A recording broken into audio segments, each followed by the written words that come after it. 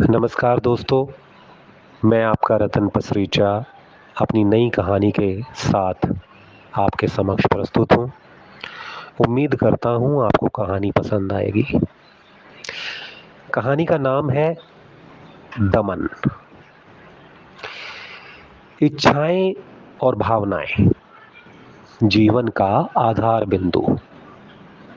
इच्छाएं और भावनाएं बंजर जमीन पर खिलते एक नन्हे से पौधे की कोपल। इच्छाएं और भावनाएं मरघट के सन्नाटे को तोड़ती एक नवजात शिशु की चित्कार।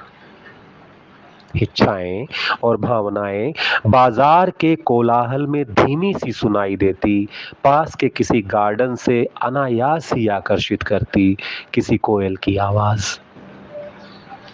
इच्छाएं और भावनाएं प्रचंड वेग से बहती किसी नदी की भांति हिलोरे मारने लगे तो क्या दबाना उचित है?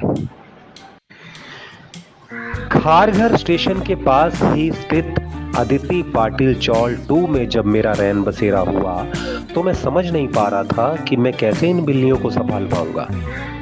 बिल्लियों के बारे में ना मेरी कुछ खास जानकारी थी और ना ही दिलचस्पी।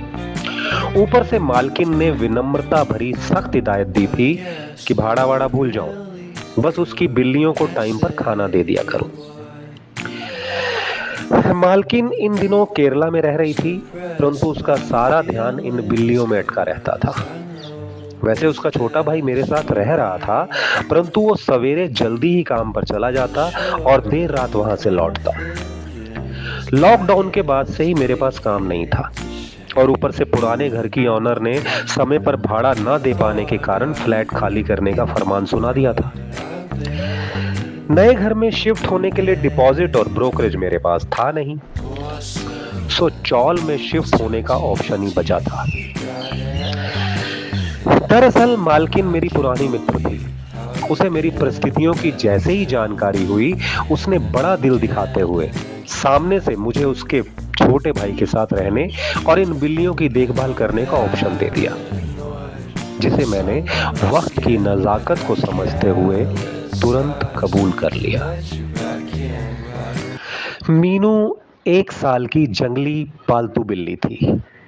जिंदगी में बिल्लियों से वास्ता भले ही मेरा पहली बार पड़ रहा था, परंतु कुछ ही दिनों में मैं अपने इंसानी अनुभव और उसके व्यवहार से इतना समझ गया कि इंसानों की तरह ही मीनू एक चंचल, अति उत्साही, attention seeker, over protective mother और नीडर बिल्ली थी। उसका ज्यादातर समय किचन के ऊपर बनी परछत्ती पर ही बीतता, जहां उसने अपने दोनों बच्चों को सामान के पीछे एक अंधेरे कोने में सबसे छुपा कर रखा था। मुझे यहां आए 10 दिन हो गए थे, परंतु मैंने इन 10 दिनों में ना तो उनकी आवाज सुनी थी और ना ही शक्ल देखी थी। उसकी मियाओं की आवाज सुनते ही मेरा पूरा ध्यान उस पर केंद्रित हो जाता और उसकी नवजात शिशुओं की मां वाली अवस्था का ध्यान रखते हुए मैं तुरंत उसका प्रोसेस्ड फूड और पानी अलग अलग कटोरों में डाल देता।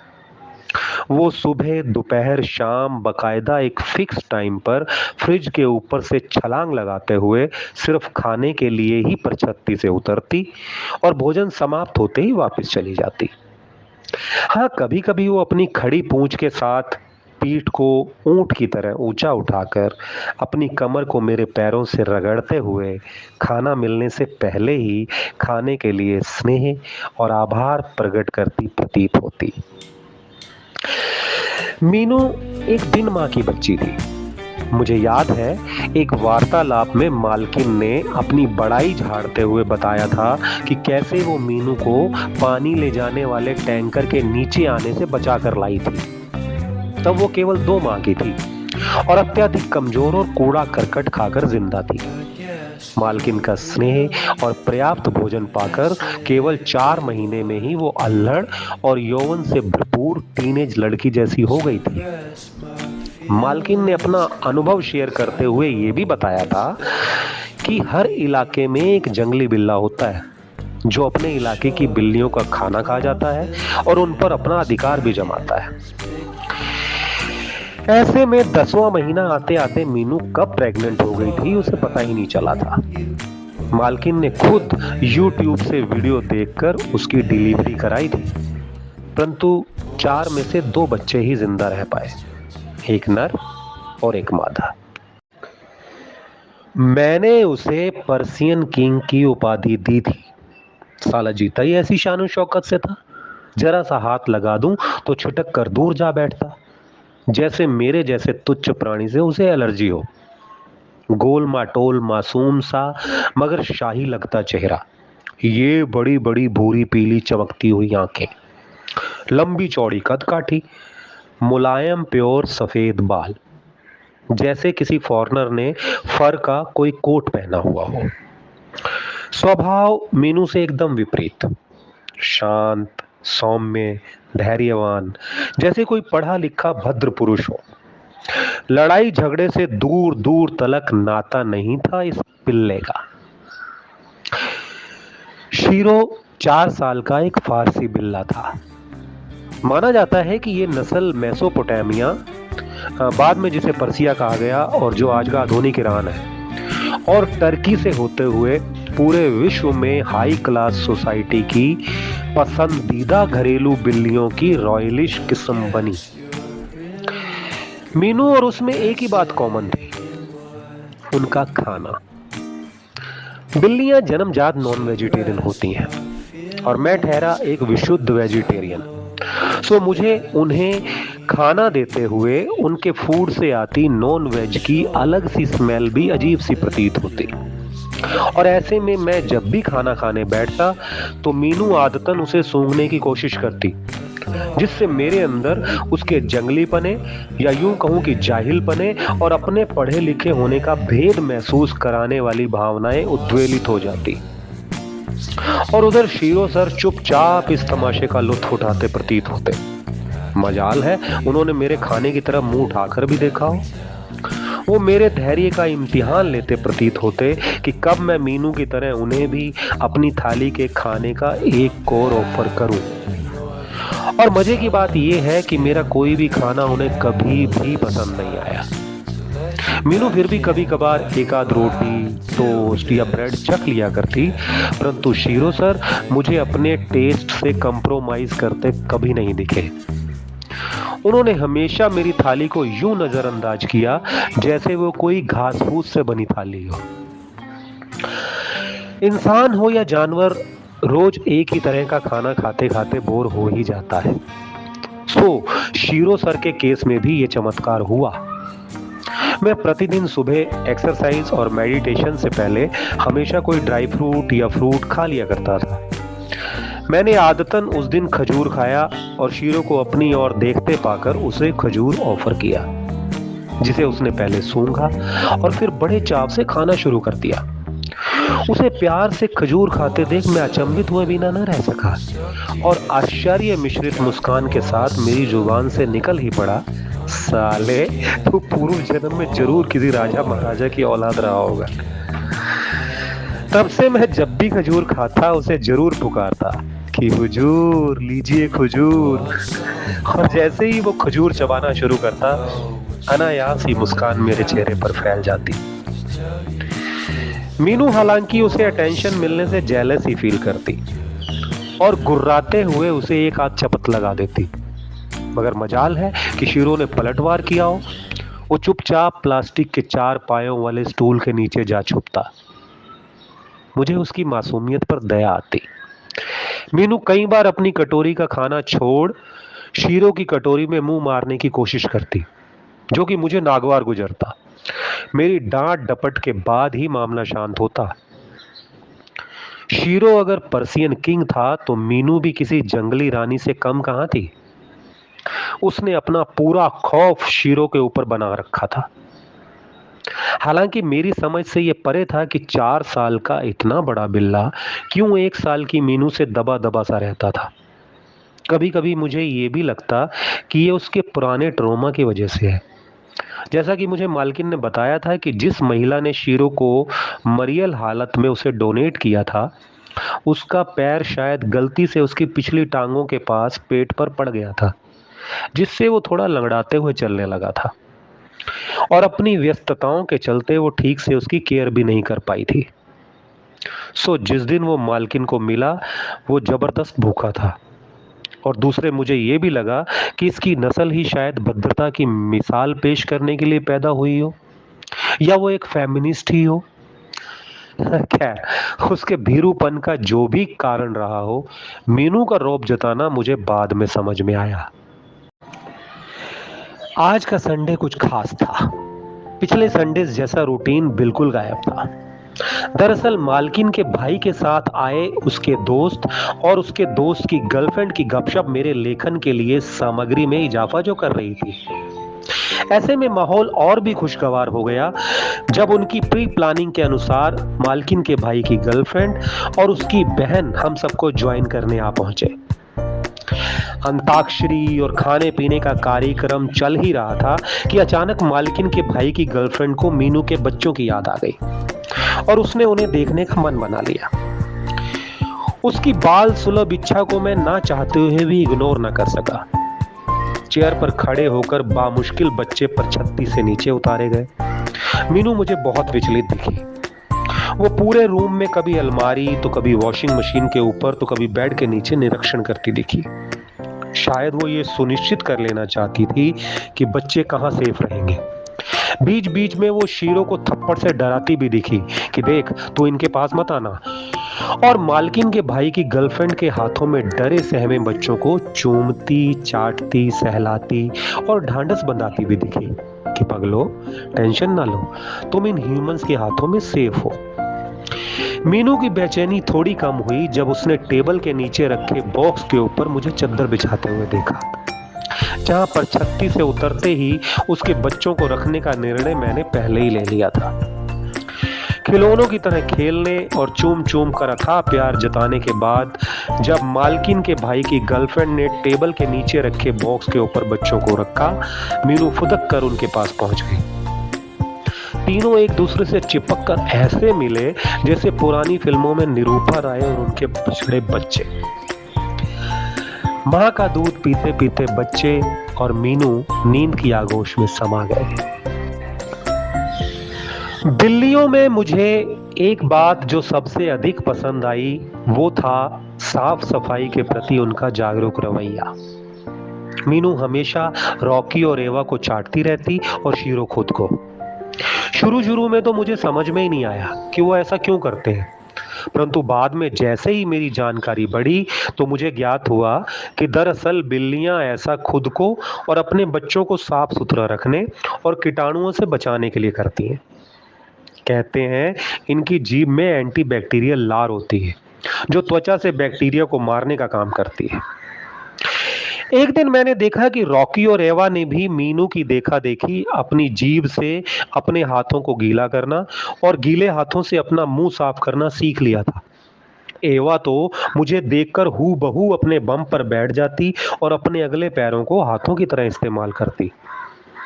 मुझे कुदरत की बनाई इन कृतियों पर अचरज भी होता और प्यार भी आता। शुरू में मीनू बच्चों को सिर और गर्दन से पकड़कर ऊपर की खाल को मुंह में दबाकर परछत्ती की सैर करवा लाती, परंतु एक्टिव होते बच्चों को देखकर उसने ऐसा करना बंद कर दिया था। रॉकी और एवा की उछल को देखने लायक थी। लगता था 2 महीनों के इन बच्चों को जैसे माँ के पेट से ही सर्कस की ट्रेनिंग मिली हो। खुदक खुदक कर जंप लगाते हुए, एक दूसरे को पटकनी देते हुए, किसी भी कपड़े से लटक कर कभी वॉशिंग मशीन तो कभी टीवी ट्रॉली तो कभी शू रैक की ऊंचाइयां इन दोनों के लिए कम पड़ती जा रही थी। जहां रॉकी भुक्खड़ था तो एवा उससे बहुत कम खाते हुए भी लचीली थी। स्प्रिंग की तरह एक जगह से उछलकर वो जब रॉकी के ऊपर जंप करती तो मुझे टॉम एंड जेरी शो की याद आ जाती। मीनू हम इंसानों की तरह ही एक अच्छी माँ थी। वो बराबर उनका ध्यान रखती और कभी कभी बच्चे जब बुक रैक और अलमारी जैसी ज्यादा ऊंचाइयों पर चले जाते तो वो झट से ट्रेनर बनकर वहां पहुंच जाती और उनको सेफली नीचे उतारने के गुर सिखलाती प्रतीत होती। इधर शीरो महाराज चुपचाप ये सब तमाशा बिना टिकट एक शाही रिस्पेक्टेबल दर्शक की तरह दूर से ही देखते रहते और बच्चों के नजदीक जाने की कभी कोशिश नहीं करते। वो जानते थे ऐसा करते ही मीनू तुरंत उन पर हमला कर देगी, सो वो हमेशा एक सभ्य पुरुष की भांति ही इस झंझट से दूर ही रहते। हालांकि बच्चे धीरे धीरे उनकी पूंछ से खेलने की कोशिश करते दिखने लगे थे, जैसे कि वो अपनी मां की पूंछ से खेलने के आदी थे। परंतु शीरो सर ने कभी भी प्रोटोकॉल का उल्लंघन नहीं किया। वो या तो अपना स्थान परिवर्तित कर लेते या फिर हल्के हाथों से उन्हें चपत लगाकर अपने से दूर कर देते और मीनू की तरफ ऐसे देखते जैसे सहमति मांग रहे हो कि ठीक किया ना मैंने। मीनू चुपचाप दूर बैठी ये सब देखती रहती। उसका रिएक्शन तभी उभर कर आता जब वो मुझे शीरो को सहलाते या उससे बात करते देखती। वो इतनी बड़ी अटेंशन सीकर थी कि शीरो के प्रति दिखलाई किसी भी केयर में वो भी डिमांडिंग हो जाती और तुरंत मेरे पास चली आती, हमेशा की तरह अपनी सल्तनत का रोब झाड़ते हुए शीरो को चपट जड़ देती और बेचारा शीरो तुरंत इन सब झंझटों से पीछा छुड़ाकर 4 पायों वाले प्लास्टिक टेबल के नीचे चला जाता, जैसे कि वो अपने इस किले में महफूज हो। आसमान में घनघोर बादल थे। घटाएं उमड़ उमड़ कर तेज पाउस का संकेत दे रही थी। सबको खाना देने के बाद मैंने एक्सरसाइज और मेडिटेशन घर पर ही करने का निर्णय लिया। रॉकी अब मीनू के साथ खाना खाने लगा था। एवा अभी भी मां के दूध पर डिपेंडेंट थी। मैंने नोटिस किया कि मीनू ने थोड़ा ही खाया और बच्चों को छोड़कर तुरंत परछत्ती पर चली गई। मुझे लगा वो शायद हम ह्यूमंस की तरह ही अकेले में अपने समय बिताना चाहती होगी या फिर वो रूटीन एक्टिविटीज से बोर हो गई होगी। वैसे भी 1-2 दिन से मुझे वो थोड़ी सुस्त सी दिखाई दे रही थी। अपनी दिनचर्या को आगे बढ़ाते हुए मैंने आदतन डिब्बे में से 4-5 दाने खजूर के निकाले और शीरो महाराज को सहभोज के लिए सेम वाक्य दोहराते हुए आमंत्रित किया कि हुजूर लीजिए खजूर। शीरो मेरे पास आया ही था कि मुझे खिड़की से आवाज सुनाई दी, अरे वाह, ये तो तुम्हें पसंद करने लगा है। मालकिन के केरला से आगमन और उनकी बिल्लियों का किसी दूसरे के प्रति आकर्षण की मीठी जलन की भावना भरी आवाज के प्रत्युत्तर में मैं मुस्कुराए बिना न रह सका। रॉकी और एवा तो थोड़े सहम गए थे, मगर मीनू तुरंत परछत्ती से दौड़ी चली आई। मां को मालकिन के साथ सहज देखकर बच्चे भी जल्दी ही सहज हो गए। मालकिन ने जैसे ही मीनू को हाथ लगाया, उनके मुंह से अनायास ही निकल पड़ा, इसे तो बुखार है। वो झट से बुक रैक के ऊपर रखे काले बैग की ओर बढ़ी और ड्रॉपर से दवा मीनू के मुंह में टपका दी। मीनू बुरा सा मुंह बनाते हुए जीभ से होंठ चाटते हुए वापस परछत्ती पर जा चढ़ी। मीनू 3-4 दिन तक बीमार रही और हमेशा अपने बच्चों से दूर रहने का प्रयास करते दिखी। शायद वो अपने बच्चों को बीमारी से बचाना चाहती होगी। मैंने नोटिस किया कि शीरो इन दिनों बच्चों से खेलने का प्रयास करता और मीनू के पास जाकर चुपचाप उसे देखकर वापस लौट आता। बीमारी की इस हालत में मीनू ने भी बच्चों के साथ शीरो की सहज जुगलबंदी को स्वीकार कर लिया था और अपने प्रति शीरो के मूक प्यार को सहमति की मोहर लगा दी थी।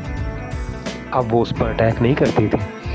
जब वो या कोई भी उसके बच्चों से खेलता तो उसकी पूंछ वाइपर की तरह हिलने लगती। मतलब साफ था, वो शांति और आनंद में थी।